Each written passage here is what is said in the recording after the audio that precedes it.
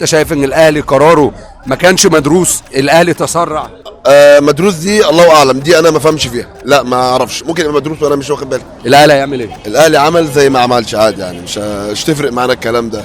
انت عارف الاهلي طبعا يا كابتن فريسكا ما بيشغلوش الكلام ده كله، اي قرار بياخده بيبقى مدروس، اي قرار بياخده بيبقى لازم يبقى مدروس. بس دلوقتي خلاص كل ما السكك. تحكمش، لا ما تحكمش دلوقتي، يعني ما تحكمش من دلوقتي، ما تحكمش على، لا ما تحكمش على الاهلي دلوقتي. انسحب من الدوري ما انسحبش، احنا بنشجع الاهلي، هنشجع فريق من الدرجه الرابعه يعني؟